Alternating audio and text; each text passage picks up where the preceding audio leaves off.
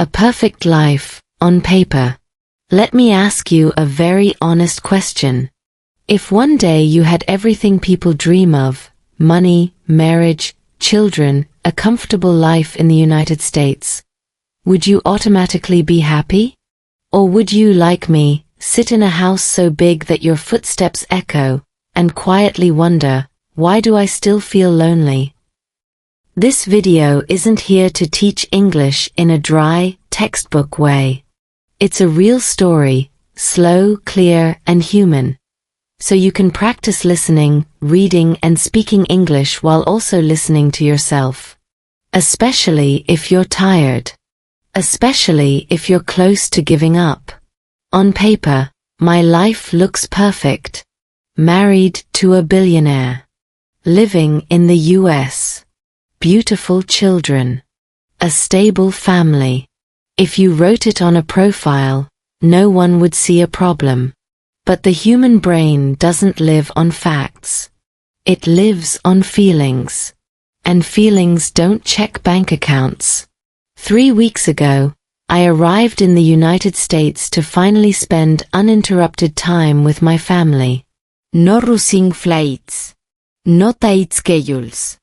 Everything should have felt right. But after just a few days, an uncomfortable truth surfaced. External comfort does not guarantee internal warmth. Mornings here are very quiet. Too quiet.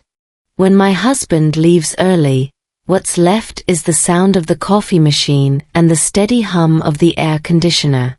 Your brain, my brain, hates emptiness.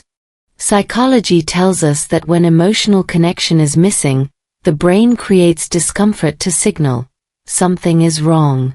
The problem is, many people misinterpret that signal. They think, I need more success, more money, more effort. I believed that too.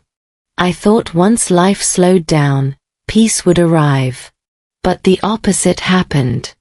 When there was no more running, no more surviving, the hidden questions came up. Do we still love each other? Do we still listen? Or are we just roommates raising children together? Here's the strange part. During this time, I lost my motivation to learn English. It sounds ridiculous, right? Living in the US, having time and resources. Yet every time I played a listening practice, my mind drifted away. Science calls this emotional overload. When emotions are heavy, the brain shuts down activities that don't feel immediately necessary for survival, including language learning. So if you're watching this and struggling to focus, hear this clearly: you are not lazy. You are not weak. Your nervous system is simply tired. I had to accept a hard truth. My life was only perfect from the outside. Living inside it required something else. Slowing down, listening more carefully, not just to English but to my own inner voice. Ironically, slow English listening later became the first tool that helped me face that truth. Because learning to listen is never just about language. It's about presence. About staying instead of escaping. About allowing silence without panicking. So if you're learning English while carrying emotional weight, marriage struggles, family pressure, quiet loneliness, trust me, you're not alone. You're not failing. You're waking up. And sometimes, that uncomfortable awareness is the real beginning. 3 weeks that felt long. 3 weeks doesn't sound like much. 21 days. On a calendar, it's almost nothing. But emotionally, 3 weeks can stretch like an entire season when you finally stop running. When there are no flights to catch, no deadlines to hide behind, no excuses left. Just you, your family, and the quiet truth sitting between you. The first few days felt like a vacation. Jet lag, grocery shopping, small talk at dinner. I told myself, this is good. This is normal. But your body always knows before your mind does. I started waking up early before everyone else, with a strange pressure in my chest. Not panic. Not sadness. Just heaviness. Like something unfinished was waiting for me in the silence. Psychologists say our nervous system keeps score. Even when you smile, even when you function, your body remembers what hasn't been said. And when life slows down, it finally speaks up. That's what happened to me during those 3 weeks in the US. The luxury didn't distract me anymore. The routine didn't numb me. I could no longer pretend that being busy was the same as being connected. My husband and I talked less, not because we were angry, but because we were tired.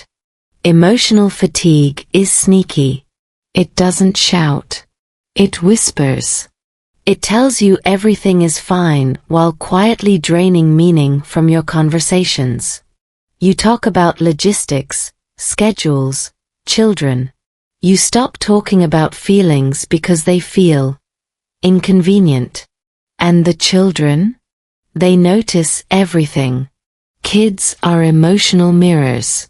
They may not understand words like emotional distance, but they feel it in the air. One night, my child asked a simple question that landed way too hard. Why are you always listening to something, Mom?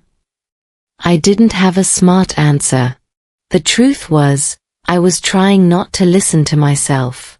That's when English came back into the picture. Not as a goal, not as self-improvement, but as background sound. Slow English. Calm voices. Simple sentences.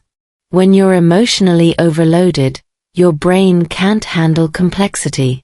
Studies show that slow, predictable language patterns help calm the nervous system. That's why we talk to children gently. That's why familiar songs feel safe. I started playing English listening videos early in the morning. Not to study. Just to sit with them. I didn't force myself to understand every word. I let the rhythm do the work. Just listen, I told myself. No pressure. And something interesting happened. My breathing slowed. My thoughts softened. Language became a bridge, not a task. If you're learning English and feel stuck, here's something important. Motivation doesn't come before emotional safety. It comes after. You can't force your brain to absorb language when it's busy protecting you. That's not laziness. That's biology. During those 3 weeks, I realized something uncomfortable. Loneliness doesn't always come from being alone. Sometimes it comes from being unseen while surrounded by people. From playing a role too well for too long. From living a life others admire while quietly losing your own voice. Learning English slowly became a way back to myself. Repeating simple sentences. Speaking softly. Hearing my own voice again. Language gave me structure when emotions felt messy. It reminded me that progress doesn't have to be loud. It can be gentle. It can be private. So if your English feels stuck lately, maybe it's not your brain that needs fixing. Maybe it's your pace. Maybe it's your permission to slow down. 3 weeks changed me not because something dramatic happened, but because nothing distracted me anymore. Sometimes, stillness is the loudest teacher you'll ever meet. Lonely inside luxury. Imagine sitting on a soft leather couch, surrounded by quiet beauty, while feeling like you don't belong in your own life. That's the strange thing about luxury. It removes noise, but it doesn't automatically bring warmth. In fact, when everything is comfortable, discomfort has nowhere to hide. The house we stayed in was large, clean, and calm. Too calm. Not chaos. no urgency. And somehow, that made the loneliness louder. When you struggle financially, your brain focuses on survival. But when survival is no longer a problem, your brain turns inward. It starts asking emotional questions you've been postponing for years. Neuroscience explains this simply. Once basic needs are met, the brain shifts toward connection and meaning. If those needs aren't met, the result isn't gratitude, it's restlessness.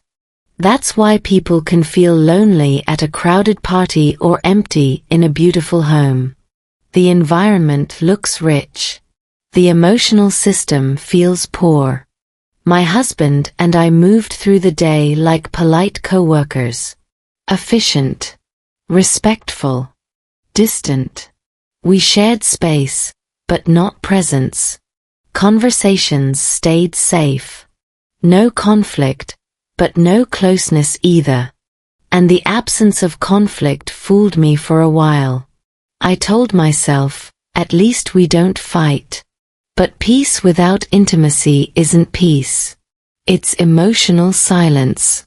The children adapted in their own way. One became quieter. Another more restless. Child psychology tells us that kids regulate their emotions through adults. When adults disconnect, children absorb that tension and express it through behavior. They don't need explanations. They feel the shift instantly. At night, after everyone slept, I would sit alone and listen to slow English stories. Not motivational. Not intense. Just calm, human voices. Here's why that helped. Language engages the prefrontal cortex, the part of the brain responsible for reflection, not reaction. Slow speech signals safety. It tells your nervous system, you're not in danger. You can relax. I wasn't studying vocabulary. I wasn't chasing fluency. I was letting English become a companion. Something steady. Something predictable.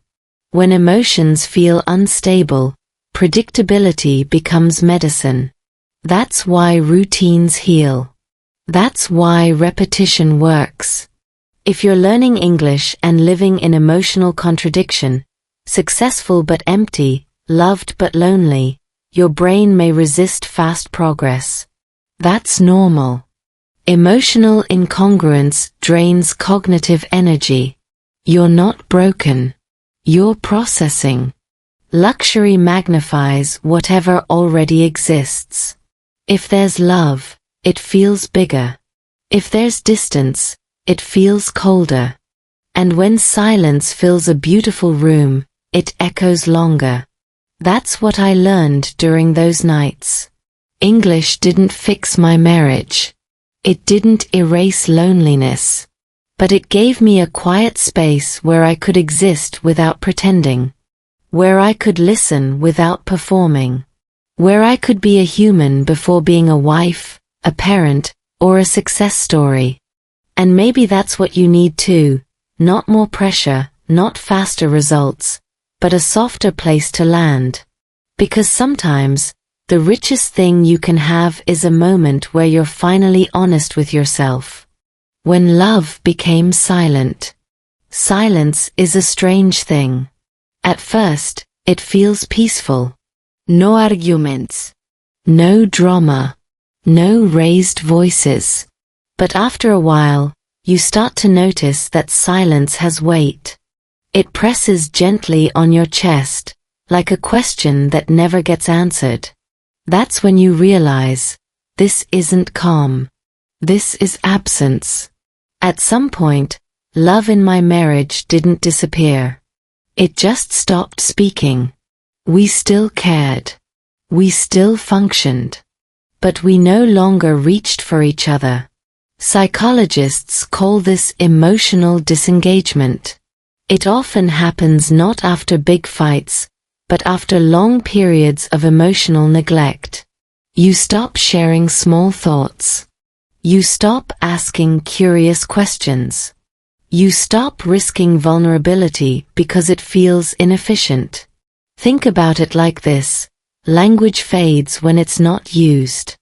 So does love. Not because it dies, but because the pathways go quiet. Neuroscience shows that emotional connection relies on repeated micro-interactions, eye contact, tone, timing. When those disappear, the brain stops expecting closeness. It adapts.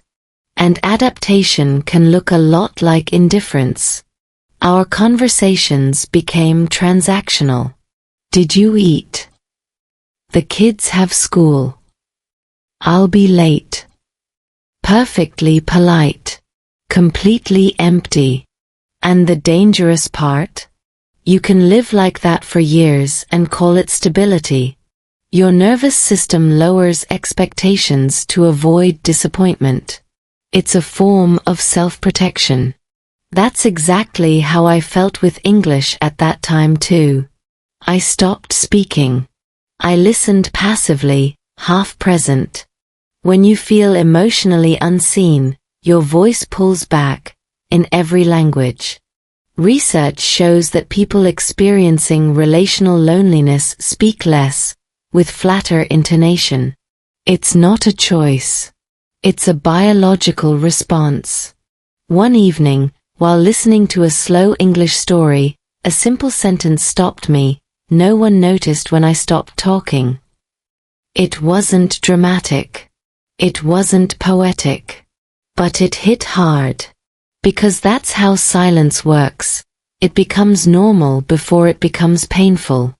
So I tried something small. Not a confrontation. Not a deep talk. Just presence. I practiced saying simple English sentences out loud, slowly, clearly, to myself first. Then I did the same in my own language at home. Short sentences. Honest ones. No explanations. No blame. Science supports this. When you slow your speech, your vagus nerve activates, calming your stress response. Slow language creates emotional safety, for you and for the listener. It reduces defensiveness. It opens space. The silence between us didn't disappear overnight. But it changed texture. It became less heavy, less hostile. Because silence isn't always the enemy. Avoidance is. If your English feels flat, emotionless, or forced lately, look beyond grammar. Ask yourself, where else have you stopped speaking? Where have you gone quiet to keep the peace? Sometimes learning to speak again, gently, imperfectly, is not about language at all. It's about permission. Because love doesn't usually end with a goodbye. It ends with a long pause that no one knows how to break. Children feel everything. Children don't need long explanations. They don't need family meetings or carefully chosen words. They read the room before they read books. They hear tone before language. And when something is off between adults, it settles quietly into their bodies. I noticed it in small ways. One child asked fewer questions. Another became louder, more restless, filling the silence for all of us. Child psychology calls this emotional attunement. Kids constantly scan their caregivers' emotional states to decide whether the world is safe. When parents disconnect, children don't blame the relationship, they internalize the uncertainty. That realization hurt more than the loneliness itself. Because as adults, we can rationalize distance. We can call it stress, schedules, responsibility. Children can't. Their nervous systems are still forming. They borrow regulation from us. When we are calm and connected, they feel grounded. When we are distant, they feel it as instability. One afternoon, while helping with homework, my child suddenly stopped and said, You sound different when you talk lately. That sentence stayed with me. I was different. Slower. Quieter. Less present. Emotional fatigue changes your voice. Studies show that chronic stress reduces vocal variation and expressive language. You don't just feel tired, you sound tired. That's when I realized why slow English listening had become strangely comforting for my kids too. They would sit nearby, playing quietly, while calm English voices filled the room. No pressure. No sartones. Just steady rhythm. Language became background safety. Neuroscience explains this. Slow, predictable auditory input helps regulate the limbic system, the emotional center of the brain. It's the same reason bedtime stories work. It's not the words. It's the cadence. The reassurance that someone is present and not in a hurry. I started reading simple English sentences out loud, not as a lesson, but as a ritual. Short stories. Clear pronunciation. No correction. The children didn't understand every word, but they understood the feeling. My voice was calmer. My breathing slower. I was there. Here's something no one tells you about learning a language as a parent. Your emotional state teaches more than your vocabulary. When you practice English gently, without frustration, you model patience. When you slow down, you show them it's okay not to rush. That's a lesson deeper than fluency. If you're learning English while raising children, and you feel guilty for not progressing faster, let that guilt go. Your presence matters more than perfection. Your tone matters more than speed. Children don't need you to be impressive. They need you to be regulated. That week, nothing dramatic changed in our family. But something softened. Laughter came back in small moments. The house felt less tense. Not because problems were solved, but because emotional safety returned, inch by inch. Children feel everything. And sometimes, the best thing you can give them isn't answers. It's a calmer version of your voice. Why money can't fix emotions. Money is excellent at solving practical problems. It buys time, comfort, options, and silence from many worries. But emotional problems don't live in the practical part of the brain. They live deeper, in systems that evolved long before money existed. That's the uncomfortable truth I had to face. Being married to a billionaire removed many external pressures, but it also removed distractions. There was nowhere left to hide from unmet emotional needs. And the brain hates unmet needs. Psychology has a concept called emotional misattribution. When people feel empty, they often assume the solution is more achievement, more security, more control. But once those are maxed out, the emptiness remains, and feels even louder. Not because you're ungrateful, but because you're human. Studies show that after basic needs are met, relationship quality becomes the strongest predictor of well-being, not income. The nervous system craves connection more than comfort. Eye contact over expensive dinners. Presence over presents. In my marriage, money solved logistics. It didn't solve attunement. We could buy experiences, but we couldn't buy emotional timing. You can't outsource listening. You can't delegate empathy. And you definitely can't automate intimacy. This is where my English learning intersected with my marriage in a surprising way. Language is not just a tool for communication, it's a training ground for attention. When you listen carefully to slow English, you practice patience. You stay with uncertainty. You don't rush to fill gaps. That same skill applies directly to relationships. Neuroscience supports this connection. Deep listening activates mirror neurons, which help us understand others' emotional states. When we rush or multitask, that system shuts down. We hear words, but we miss meaning. In marriage, that's devastating. I noticed that when I practiced slow listening in English, I became less reactive at home. I interrupted less. I waited longer before responding. Not because I was trying to be a better spouse, but because my nervous system was calmer. Here's the hard part. When money is abundant, emotional neglect feels confusing. You think, I have no right to feel this way. That thought creates shame. And shame silences you.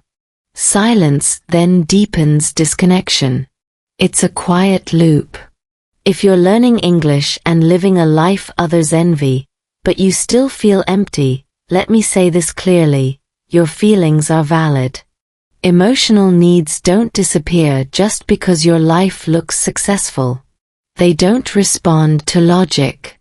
They respond to presence. Money can buy quiet. But only attention creates closeness. And until that difference is understood, loneliness will continue, no matter how beautiful the surroundings are. Losing motivation to learn English. There's a moment when learning English stops feeling difficult and starts feeling pointless. Not frustrating. Not confusing. Just empty. You open a video. You hear the words, but nothing sticks. Your eyes look at the screen, while your mind quietly walks away. That's where I was. And if you're there too, let me tell you something important. This isn't a language problem. It's an emotional one. Motivation doesn't disappear randomly. It shuts down when your brain senses overload. Neuroscience calls this conservation mode. When emotional energy is low, the brain prioritizes survival and connection over growth and learning. Language learning, especially listening and speaking, requires vulnerability. You expose what you don't know. When your emotional world already feels unsafe, your brain pulls the plug. During those weeks, English reminded me of effort, of improvement, of becoming better. And I didn't have the strength for that. I was already performing too much, as a partner, as a parent, as someone living a life others admire. English felt like another place where I had to show progress. So my brain resisted. I noticed my listening habits changed. I skipped faster. I avoided repeating sentences. I stayed silent instead of speaking along. Research shows that emotional exhaustion reduces working memory, the exact system you need to process new sounds and structures. You're not forgetting English. Your brain just doesn't have the bandwidth. Here's what helped. I stopped treating English as a task. No goals. No timelines. No pressure to improve. I listened the way you listen to rain. Present, but not demanding meaning from every sound. Sometimes I understood. Sometimes I didn't. And that was fine. Safety came first. This matters for you too. If your motivation is gone, forcing discipline may backfire. What your brain needs is reassurance, not pushing. Slow input. Familiar voices. Repetition without judgment. I began whispering simple sentences to myself while doing everyday things. I am here. This is enough for today. It sounds silly, but speaking softly activates calm neural pathways. It reminds your system that you're not being evaluated. Ironically, once I stopped trying to improve, improvement returned. My ears became sharper. My pronunciation smoother. Not because I worked harder, but because I felt safer. So if English feels heavy right now, don't ask, how do I get motivated again? Ask instead, what is my nervous system protecting me from? Because sometimes, losing motivation is wisdom in disguise. English as a quiet escape. Some people escape through work. Others escape by staying busy, filling every minute so they don't have to feel anything. I escaped differently. I escaped into something quiet, slow, and strangely safe, English. Not the ambitious kind of English. Not test scores, not fluency goals, not speak like a native in 30 days. This was English with no destination. English as a soft background. English as a place where no one expected anything from me. Late at night, after the children were asleep and the house finally stopped making sounds, I would sit alone with my headphones. The screen glowed dimly. A calm voice began to speak. Slow sentences. Clear pauses. No rush. No drama. And for the first time all day, my body stopped bracing itself. Here's what most people don't realize. The brain doesn't relax just because life looks stable. It relaxes when it feels predictable. That's why slow English works so well when emotions are overloaded. Neuroscience shows that predictable auditory patterns reduce cortisol levels and activate the parasympathetic nervous system, the part responsible for rest and recovery.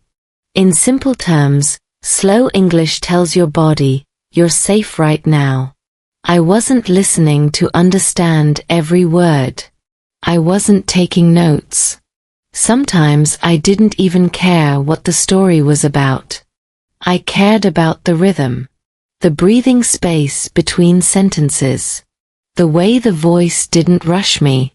When your real life feels emotionally demanding, being around a voice that doesn't need anything from you is incredibly soothing. This became my quiet escape. Not an escape from reality, but an escape from pressure. Think about it. In marriage, in family life, in success-driven environments, you're constantly responding. Someone needs something. Someone expects something. Even silence can feel loaded. But in slow English listening, nothing is required. You can listen without replying. You can miss a sentence and nothing bad happens. There is no emotional consequence. Psychologists call this low-stakes engagement. Your brain stays gently active without being threatened. That's the sweet spot for healing and learning. Over time, my nervous system began to associate English with calm instead of effort. This is important. The brain learns through association. If English is always tied to pressure, your brain resists. If English is tied to safety, your brain opens. I noticed subtle changes. My breathing became deeper while listening. My shoulders stopped creeping up toward my ears. I stopped clenching my teeth without realizing it. These are not small things. Chronic tension lives in the body long before it shows up in words. Sometimes, I would quietly repeat a sentence after the speaker. Not loudly. Almost like a whisper. I am here. This moment is enough. Speaking slowly activates the vagus nerve, which calms the stress response. It's why therapists often ask people to slow their speech when they're overwhelmed. Without trying to study, my pronunciation improved. My listening sharpened. Not because I worked harder, but because I was finally regulated enough to absorb. If you're listening to this and feeling emotionally tired, here's a gentle suggestion. Stop using English as proof of progress. Stop turning it into another scoreboard. Let it be your soft place, your neutral ground. Sit with English the way you sit by a window when it rains. You don't analyze every drop. You don't rush the storm to end. You just stay. Ironically, that's when language starts to stick. English didn't fix my loneliness. It didn't solve my marriage. But it gave me a pocket of peace inside the noise. A place where I could rest without disappearing. A place where my mind could slow down enough to feel again. Sometimes, escape isn't about leaving your life. It's about finding one quiet corner where your nervous system can finally breathe. Small daily English rituals. Big changes rarely come from big decisions. They come from small, repeatable moments that feel almost insignificant while you're doing them. That's what saved my relationship with English. Not motivation, not discipline, but ritual. When your emotional life feels unstable, your brain craves predictability. Neuroscience calls this pattern-based regulation. Simple, repeated actions tell your nervous system that the world is manageable. You don't need breakthroughs. You need anchors. So I stopped asking myself, how do I improve my English? I asked instead, what can I repeat without resistance? The first ritual was painfully small. Every morning before checking messages, before talking to anyone, I played 5 minutes of slow English audio. Just 5. No subtitles. No pausing. I didn't even sit properly. Sometimes I stood in the kitchen, holding a warm mug half awake. The goal wasn't understanding. The goal was consistency. This matters because the brain learns best in low-threat environments. When you remove expectations, your working memory relaxes.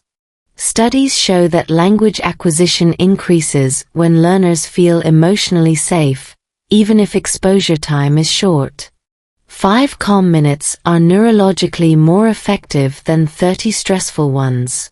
The second ritual was speaking, but not to people. I spoke to space. While folding laundry, I described what my hands were doing in simple English. I am folding a shirt. This one is blue. It sounds childish, but it works because it removes social pressure. You're training muscle memory without activating fear of judgment. Children learn language this way for a reason. Repetition in safe environments builds fluency faster than correction in stressful ones.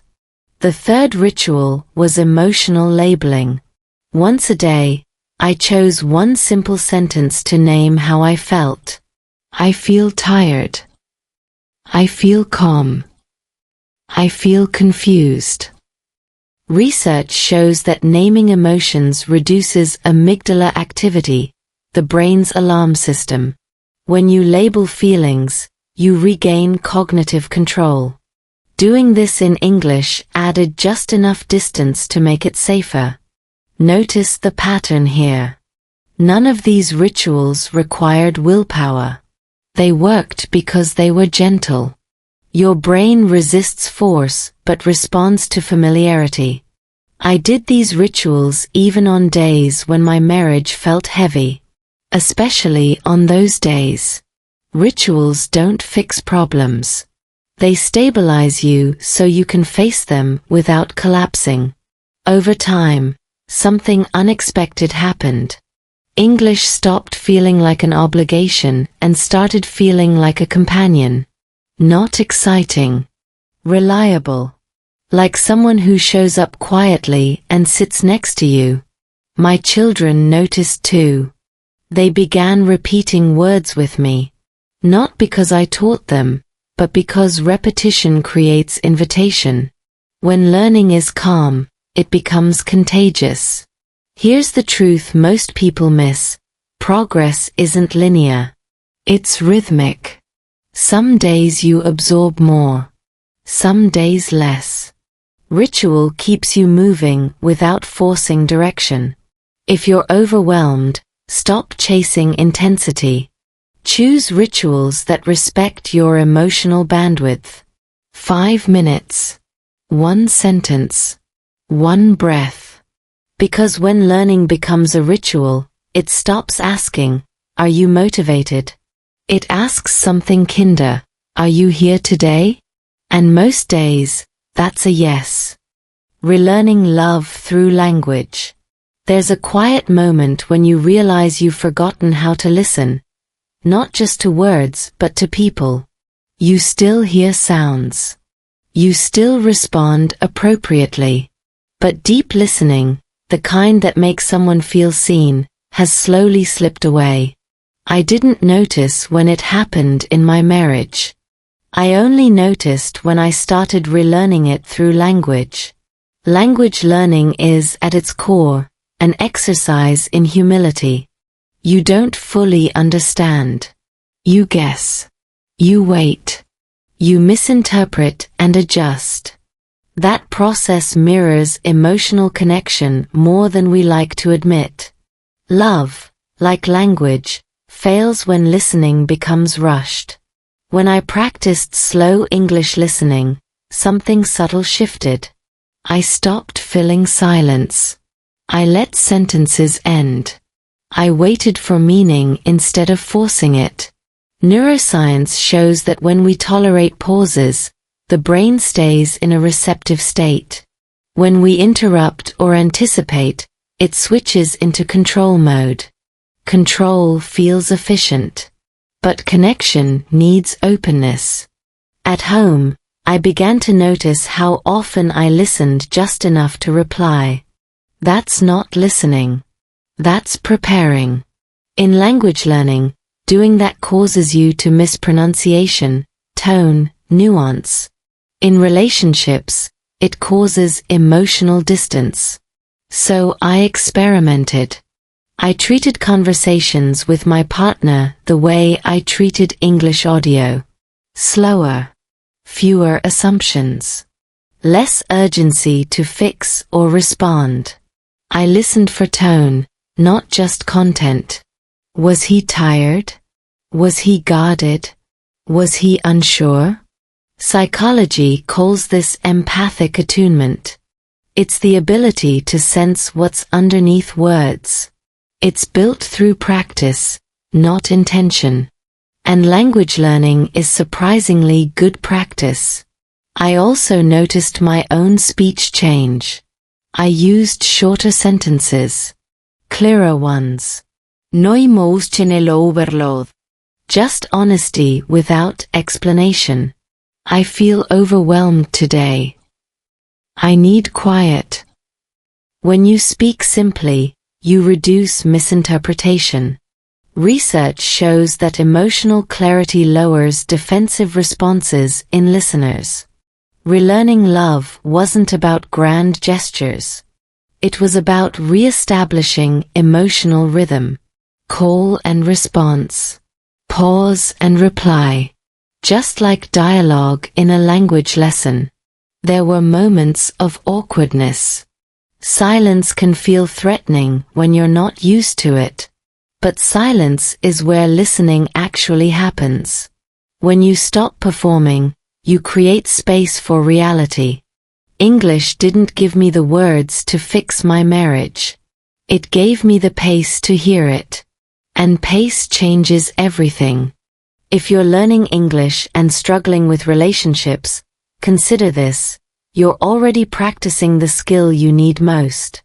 Staying present while not fully understanding. That's love.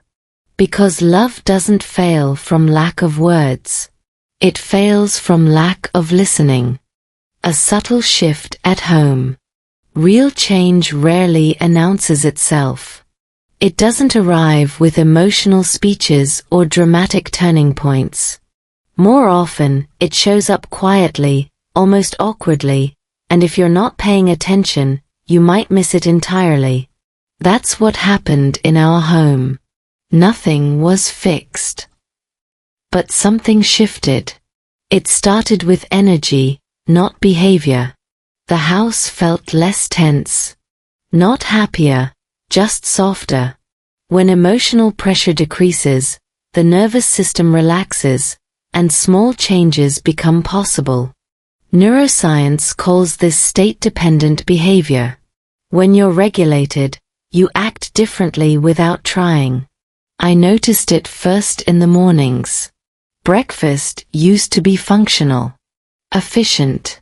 Everyone moving in parallel lines. Now there were pauses. Eye contact. A question that didn't need an answer right away. Those moments don't look important, but they rebuild trust at a biological level. Trust is not a belief. It's a bodily experience. As I practiced slow listening in English, my tolerance for uncertainty increased. I didn't need conversations to resolve quickly. I could sit with half answers. At home, that meant I stopped pushing for clarity too soon. I let things unfold. This matters because emotional safety grows when people feel they're not being rushed. Psychology supports this. When partners feel pressured to respond or perform emotionally, their defenses rise. When they feel allowed to be incomplete, they open. Silence becomes invitation instead of threat. My children responded before any adult did. They laughed more easily. They interrupted less aggressively. Child behavior often improves when emotional tension in the home decreases, even if nothing is explicitly discussed. Kids regulate through atmosphere, not explanations. Language played an unexpected role here. The calm English audio that once filled my private nights began to exist openly in the house. It became background texture. Not a lesson. Not a goal. Just presence. Predictable, non-demanding sound. Predictability builds safety. Safety builds openness. My partner began lingering in rooms instead of moving through them. That's a subtle sign of increased emotional comfort. We spoke less, but with more intention. When words came, they landed. I also changed how I spoke. Fewer words. Slower pace. No emotional flooding.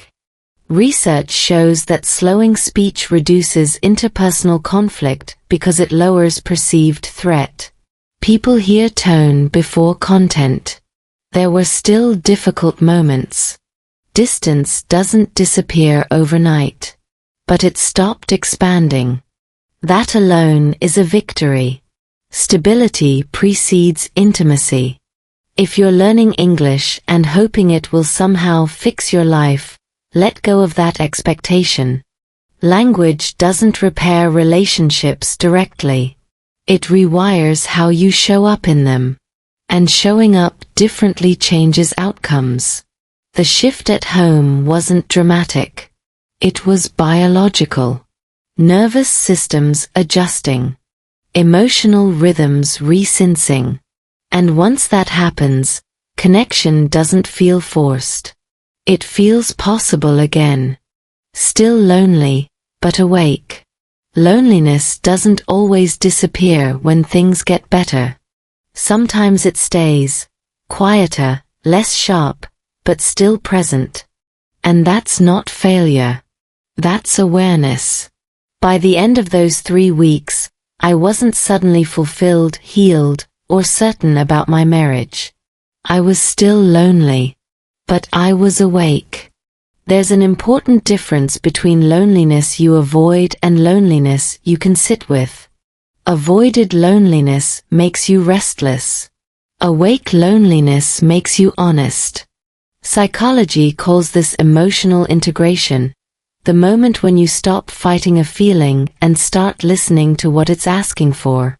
For me, loneliness wasn't demanding more love, more money, or more reassurance. It was asking for presence. For slowness. For truth spoken in manageable pieces.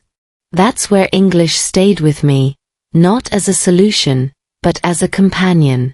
Slow listening had trained me to tolerate incompleteness, to hear without fixing, to stay with discomfort long enough for it to soften. Those skills matter far beyond language. When you're learning English slowly, you practice being a beginner. You accept pauses. You accept misunderstanding. You accept that clarity comes later. That mindset is exactly what emotionally complex relationships require. I stopped expecting my marriage to resolve neatly. I stopped demanding certainty from myself. Research shows that emotional resilience increases when people allow ambiguity instead of eliminating it. The brain relaxes when it's no longer forced to decide everything now. So yes, I was still lonely. But the loneliness no longer controlled my behavior. I didn't rush to distract it. I didn't judge it. I listened to it the same way I listened to English audio, calmly, without panic. And something unexpected happened. When you stop running from loneliness, it stops chasing you. If you're watching this while learning English and feeling behind in life, behind emotionally, relationally, or personally, hear this clearly, you don't need to catch up. You need to arrive. Arrive in your body. Arrive in your breath. Arrive in this moment, imperfect and unfinished. Language learning can help with that, not because it gives you answers, but because it trains patience. And patience is what turns pain into information instead of identity. My marriage is still a work in progress. My family is still human. I'm still learning. But I'm no longer asleep inside a life that looks good from the outside. Being awake is uncomfortable. But it's also the beginning of choice. And if you're still lonely, that doesn't mean you're broken. It means you're paying attention. Before you leave this video, let me ask you one last, honest question. What if loneliness isn't a sign that your life is wrong, but a signal that you're finally ready to listen? Most people scroll past this feeling. They drown it in noise, motivation videos, fast English lessons, louder goals. But you stayed. You listened slowly. That already says something about you. This channel isn't about perfect English. It's about real English for real moments. When marriage feels quiet. When family feels heavy. When learning feels stuck. And life looks successful, but feels empty. Here, we don't rush. We don't shout motivation. We practice slow English listening, reading, and speaking the way the nervous system actually learns, through calm, repetition, and emotional safety. If this story touched something you don't usually talk about, save this video. Come back to it when your mind is noisy. And if you want more stories like this, real-life English, emotional storytelling, gentle listening practice, marriage, family, identity, and quiet resilience, subscribe to the channel now. New videos will continue this journey. Not louder, not faster, but deeper. Because sometimes, learning English isn't about sounding fluent. It's about finally hearing yourself again. Stay. Listen. And I'll see you in the next story.